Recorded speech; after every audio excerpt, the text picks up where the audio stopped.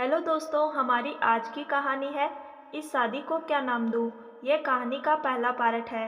कहानी लखनऊ शहर से शुरू होती है। लखनऊ के मशहूर बिजनेसमैन विजय प्रताप सिंह के बंगले को आज खूबसूरती से सजाया जा रहा था, क्योंकि आज विजय प्रताप सिंह की शादी थी।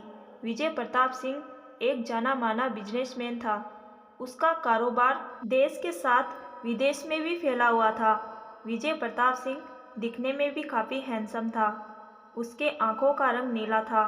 अगर कोई भी लड़की उसकी आंखों में देखे तो उसे विजय से प्यार ही हो जाता था।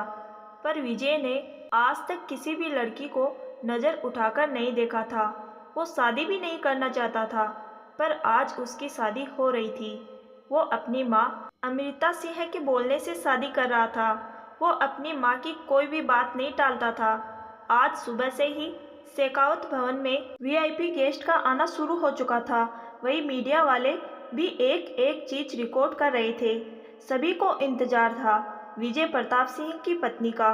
वही लड़कियां इस बात से जल रही थी कि विजय प्रताप सिंह उसके क्यों नहीं हो पाए। वही एक लड़की शेखावत भवन के कमरे में बैठी थी और लगातार चक्कर काट रही थी। उसकी नज़र बार बार दरवाजे पर ही जा रही थी। उस लड़की का नाम नयनतारा था। उसकी शादी विजय प्रताप सिंह से होने वाली थी। तभी एक लड़का कमरे के अंदर आता है और उसके साथ एक और लड़की थी। वो लड़का जल्दी से कमरे का दरवाज़ा बंद करता है और नयनतारा के गले लग जाता है। नयनतारा बोली, सौरभ, तुम कहाँ थे? मैं कब से तुम्हारा इंतजार कर रही थी। 4 बार मुझसे पूछ लिया गया है कि मैं बाहर कब आऊँगी। मैं बहाना करके कमरे में बैठी हुई हूँ। अब अगर मैं यहाँ 2 मिनट भी रुकी ना तो विजय प्रताप खुद आ जाएगा मुझे लेने, और अगर वो आ गया ना तो मुझे जाना ही पड़ेगा। मुझे उससे शादी नहीं करनी है। सौरभ उसे सांत्वना देते हुए बोला, जानता हूँ, तुम चिंता मत करो, तुम्हारी शादी सिर्फ मुझसे ही होगी। और देखो मैं किसे लाया हूँ। नयनतारा सौरभ के बगल में खड़ी लड़की की तरफ देखती है। वो लड़की उसकी बेस्ट फ्रेंड रचना ही थी। नयनतारा रचना से बोलती है, रचना तू? रचना बोलती है, हाँ नयनतारा, बात करने का ज़्यादा समय नहीं है। तू एक काम कर, तू अपने कपड़े मुझे दे और मेरे कपड़े तू पहन ले। नयनतारा घबराकर बोली, पर तू शादी का जोड़ा कैसे पहन सकती है? रचना बोली, देख, ज़्यादा मत सोच। मैं कौन सा विजय प्रताप से शादी करने वाली हूँ। मैं बस कुछ देर के लिए ही ये शादी का जोड़ा पहनकर बैठूंगी। तब तक तू और सौरभ इस शेखावत भवन से बाहर निकल जाना। उसके बाद मैं भी जल्दी से चेंज करके यहाँ से निकल जाऊंगी। सौरभ भी बोला, हाँ ये अच्छा आइडिया है। नयनतारा, मैं बाहर वेट कर रहा हूँ, जल्दी से तुम दोनों अपने अपने कपड़े बदल लो। इतना बोलकर सौरभ कमरे से बाहर चला जाता है।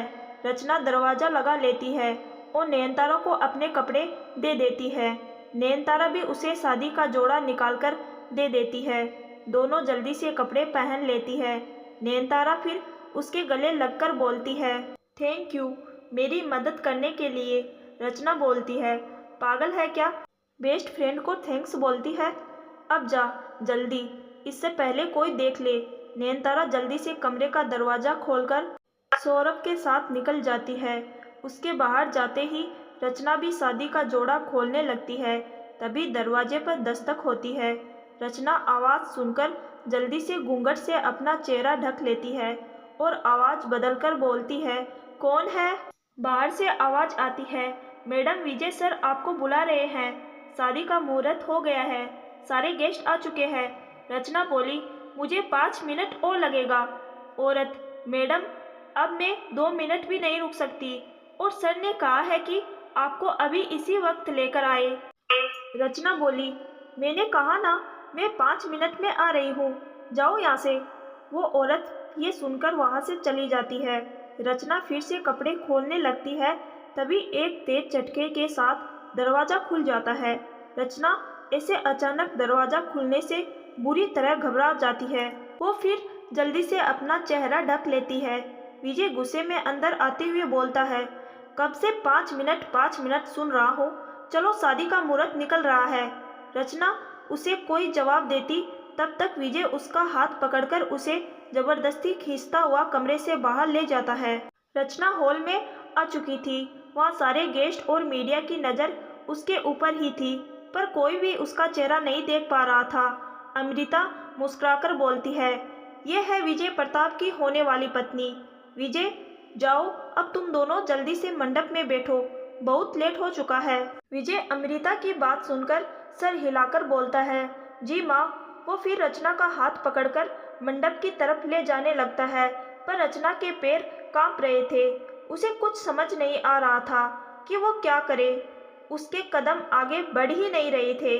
विजय उसकी तरफ देखकर धीरे से गुस्से में बोलता है, क्या तमाशा कर रही हो तुम? रचना धीरे से बोलती है, देखिए, आप मुझे गलत समझ रहे हैं।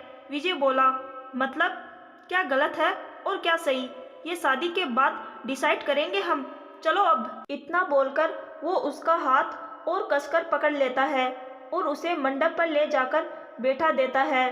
वो भी फिर उसके बगल में जाकर बैठ जाता है। थोड़ी ही देर में शादी की रस्में शुरू हो जाती है। रचना धीरे से बोलती है, विजय जी, मेरी बात तो सुनिए। विजय प्रताप गुस्से में बोला, जस्ट शट अप, चुपचाप से बैठी रहो और ये बार बार बीच में बोलना बंद करो। रचना फिर खामोश हो जाती है। थोड़ी देर के बाद दोनों फिर फेरों के लिए खड़े होते हैं। फेरे होने के बाद दोनों वापस मंडप में बैठ जाते हैं। विजय फिर रचना की मांग भरता है और उसे मंगलसूत्र पहना देता है। पंडित जी अमृता सिंह से बोलते हैं, शादी संपन्न हुई। अमृता पंडित की बात सुनकर मुस्कुरा देती है। वो फिर विजय और रचना के सर पर नोटों की गड्डी घुमाती है और एक नौकरानी को पैसे देते हुए बोलती है, सारे गरीबों में बांट दो। नौकरानी वहाँ से चली जाती है।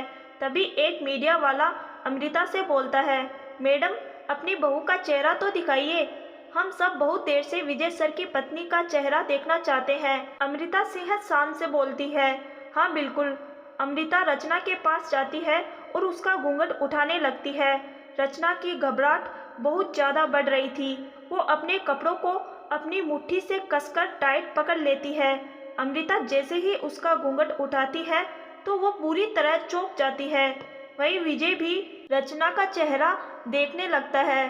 गोरा चेहरा, दो बड़ी आंखें, माथे पर एक छोटी सी बिंदी, बालों का एक लट रचना के गालों को छू रहा था, होठों पर गुलाबी लिपस्टिक। वो दुल्हन के जोड़े में बहुत ज़्यादा खूबसूरत लग रही थी। ऐसा लग रहा था जैसे आसमान से कोई परी उतरकर आ गई हो। क्या अमृता सिंह बहू के रूप में रचना को स्वीकार करेगी या रचना वहां से छुटकारा पाकर भाग जाएगी? जानने के लिए अगला भाग जरूर सुनें।